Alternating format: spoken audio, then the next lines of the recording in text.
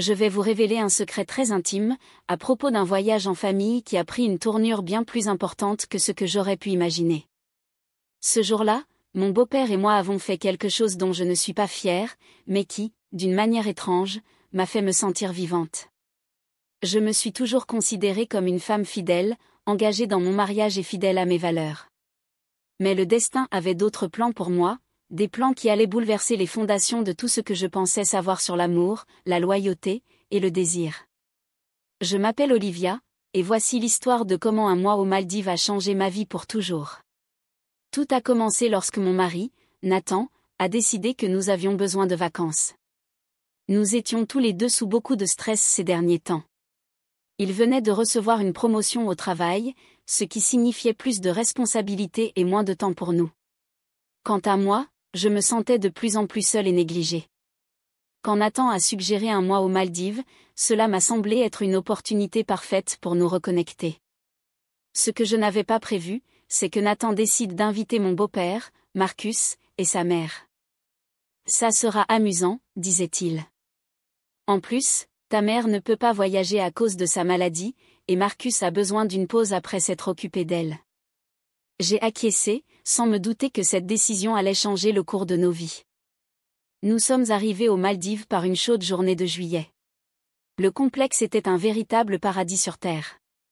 Des eaux cristallines, du sable blanc, et des bungalows sur l'eau qui semblaient sortir tout droit d'un rêve. Cependant, la réalité a rapidement surpassé la fantaisie. Nathan, malgré les vacances, passait la majorité de son temps collé à son téléphone ou son ordinateur portable, gérant appels et courriels. « Désolé, chérie », s'excusait-il sans cesse. « Ce projet est crucial pour l'entreprise. » Je hocha la tête, avalant ma déception.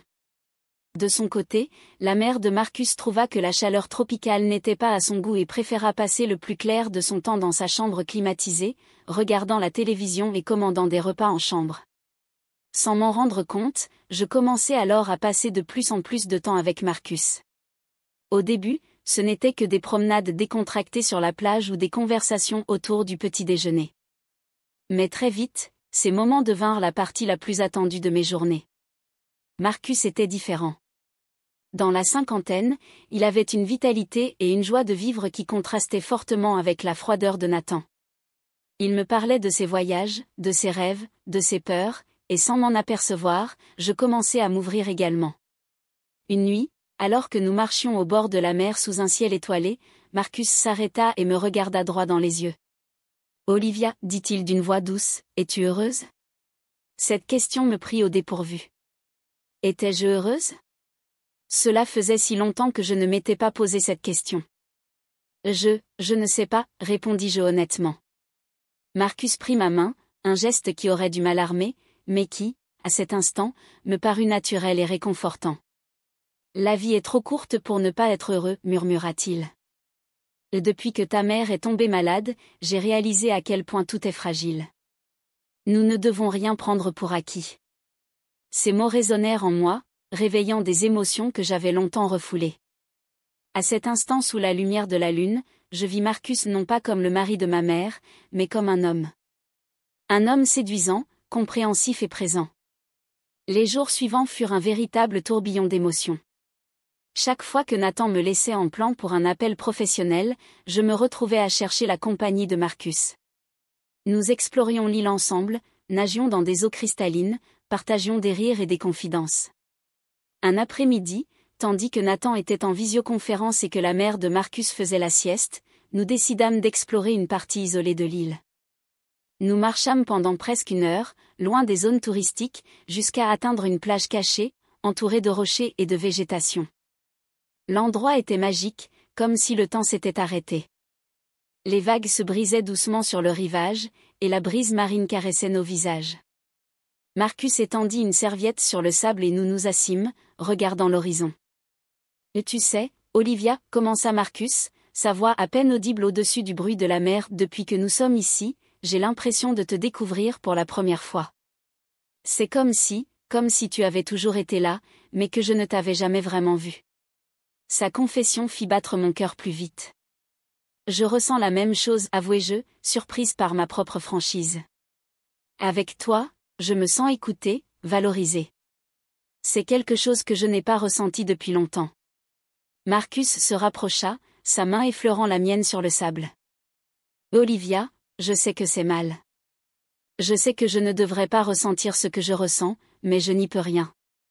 Ces jours passés avec toi ont été les plus heureux que j'ai vécus depuis des années.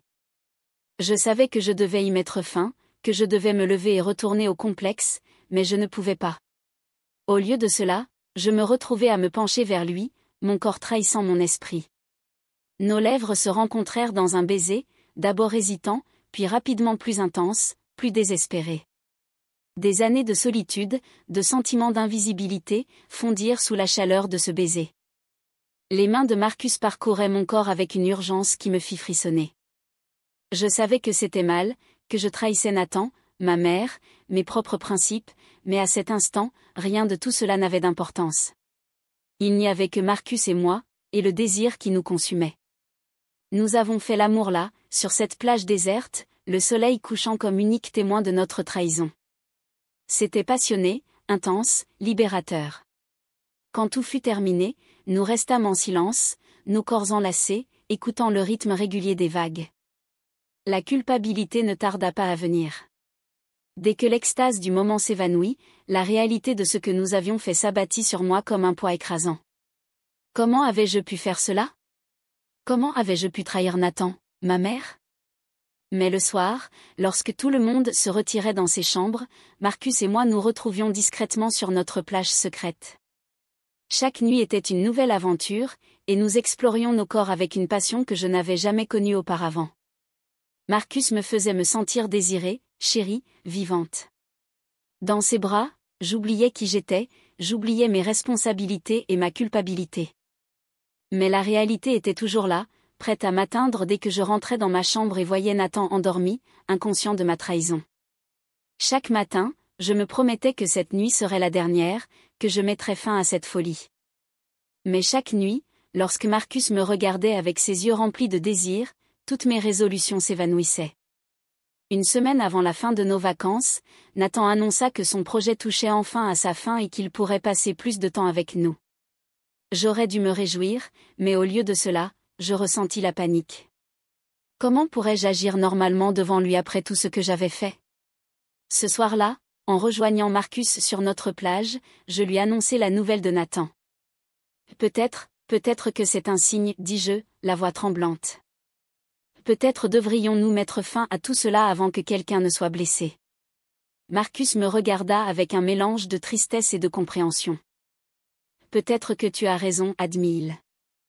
Mais Olivia, ces jours avec toi, ils ont été les meilleurs de ma vie. Je ne veux pas que cela se termine.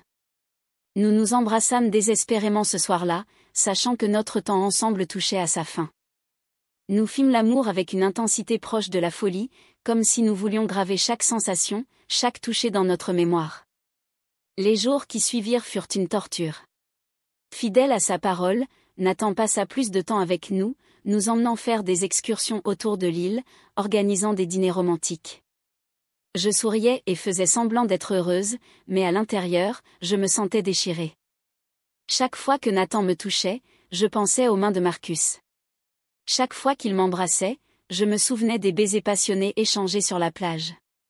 Marcus et moi continuâmes à nous voir en secret, mais nos rencontres étaient teintées d'une tristesse anticipée. Nous savions que ce que nous avions était temporaire, un rêve dont nous allions bientôt devoir nous réveiller. La veille de notre départ, nous décidâmes de nous retrouver une dernière fois sur notre plage. Nathan avait mentionné qu'il avait une dernière visioconférence, alors je pensais que nous aurions assez de temps pour nous dire adieu convenablement. J'arrivai la première à la plage, le cœur battant entre anticipation et tristesse. Marcus arriva peu après, les yeux brillants d'émotion retenue.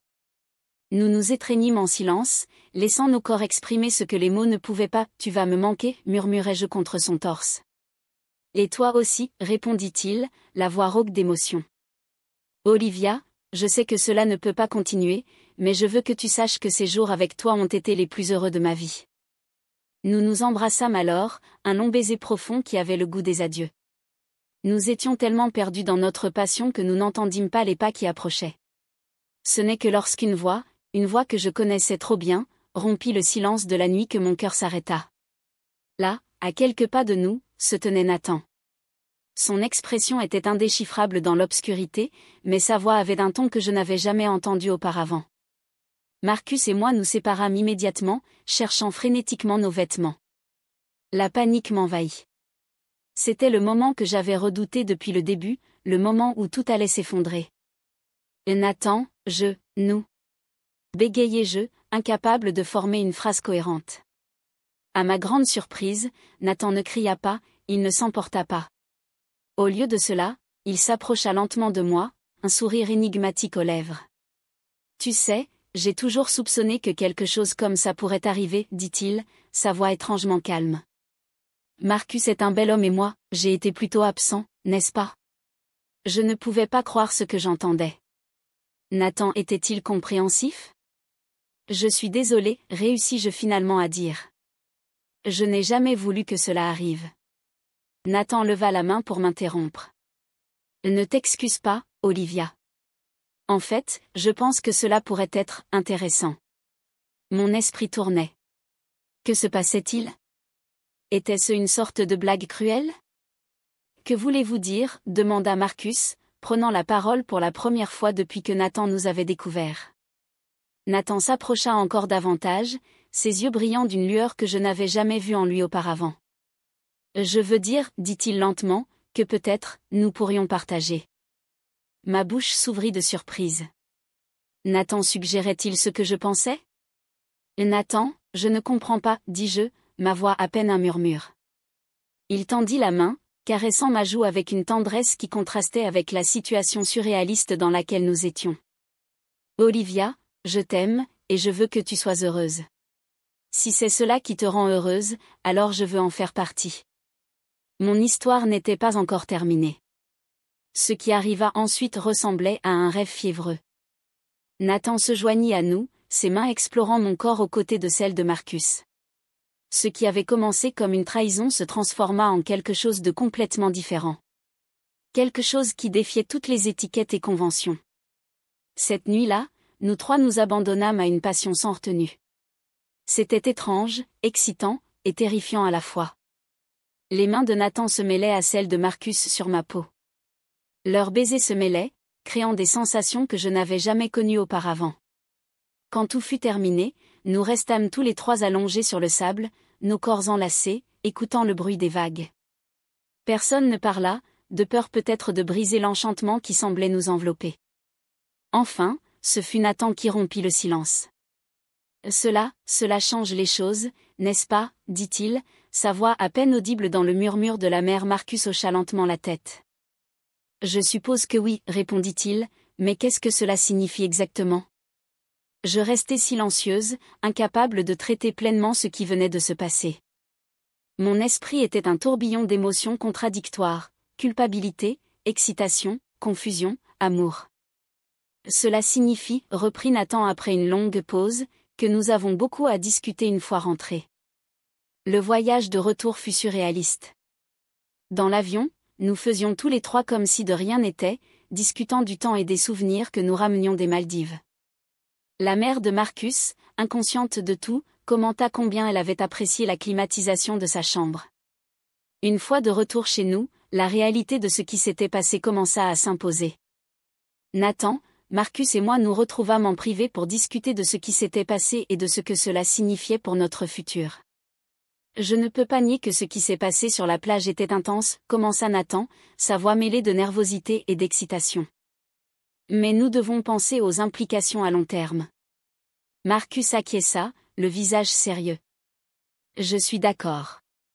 Ce qui s'est passé était extraordinaire. Mais comment cela va-t-il affecter notre quotidien, notre famille ? Je restai silencieuse, accablée par la situation.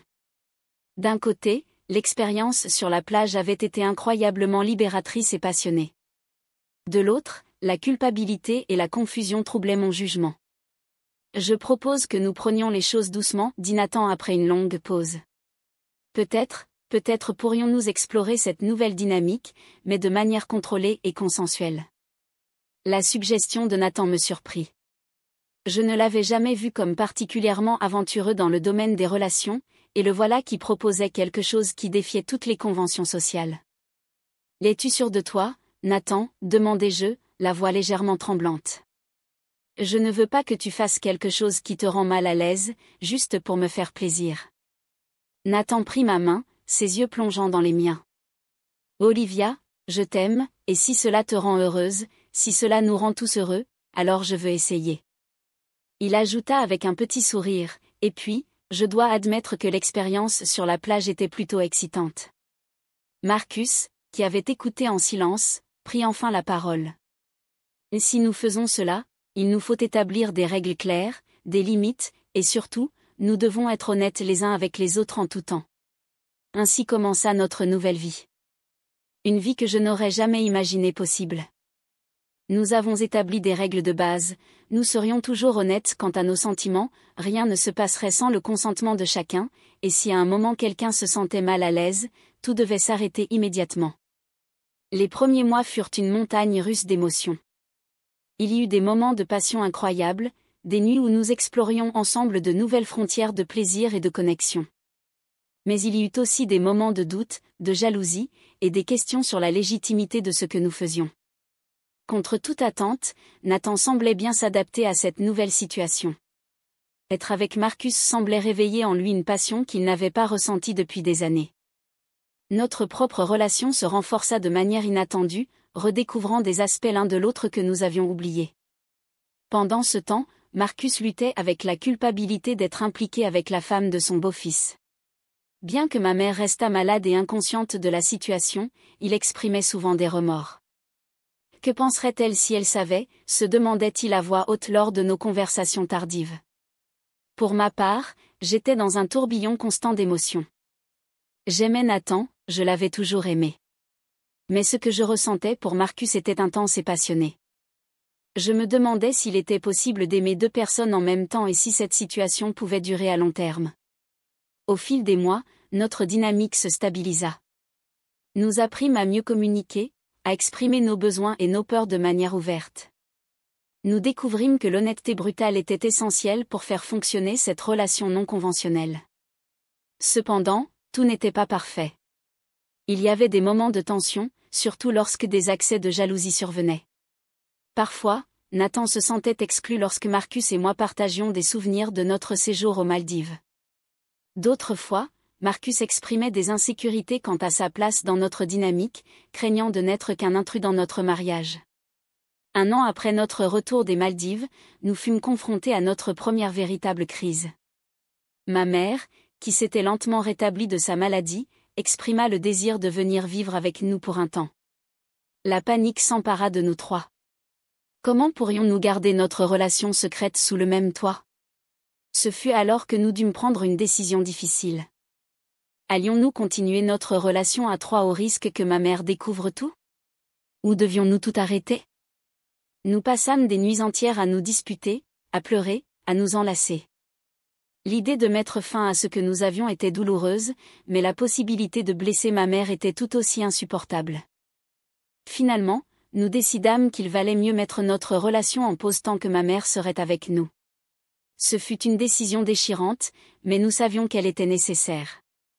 Les mois qui suivirent furent difficiles. Revenir à une dynamique normale après ce que nous avions vécu fut un véritable défi.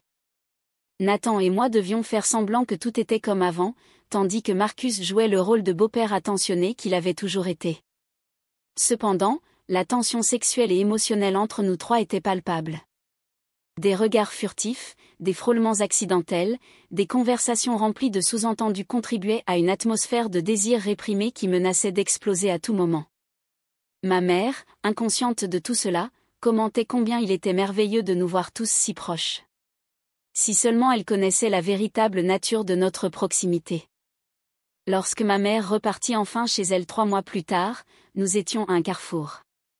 Allions-nous reprendre là où nous nous étions arrêtés ou valait-il mieux laisser les choses en l'état?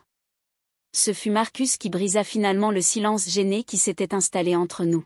« Je vous aime tous les deux, dit-il, la voix chargée d'émotion, mais peut-être que c'était un signe. Peut-être devrions-nous apprécier ce que nous avons eu et aller de l'avant. » Ces mots, bien que douloureux, résonnèrent en moi. Je regardai Nathan, cherchant sa réaction. À ma surprise, je vis des larmes dans ses yeux. Une partie de moi veut aller de l'avant, admit Nathan. Ces derniers mois ont été une torture. Mais une autre partie de moi se demande si cela est viable à long terme. Que se passera-t-il quand nous vieillirons? Quand nous aurons des enfants, comment expliquer cela à la société? Je restais silencieuse, mon esprit un tourbillon d'émotions contradictoires. J'aimais ces deux hommes, chacun de manière unique et spéciale. L'idée de devoir choisir entre eux, ou de les perdre tous les deux, me déchirait de l'intérieur. Peut-être, dis-je finalement, ma voix à peine un murmure, peut-être pourrions-nous essayer une dernière fois. Une nuit de plus, tous les trois ensemble. Et ensuite, nous déciderons. Nathan et Marcus se regardèrent, une communication silencieuse passant entre eux. Finalement, ils acquiescèrent tous les deux. Cette nuit-là fut intense, passionnée, remplie d'émotions brutes. Nous nous aimâmes comme si c'était la dernière fois, car nous savions que cela le serait probablement. Chaque caresse, chaque baiser, chaque soupir était chargé de souvenirs d'une année de désirs refoulés, d'amour inavoué. Quand l'aube se leva, nous restâmes tous les trois allongés en silence. Nos corps enlacés, nos esprits tentant de comprendre ce qui s'était passé et ce que l'avenir nous réservait. Je vous aime tous les deux, dis-je finalement, rompant le silence. Mais je pense que Marcus a raison. Peut-être que c'était beau tant que ça a duré, mais ce n'est pas durable. Nathan me serra contre lui, ses lèvres effleurant mon front.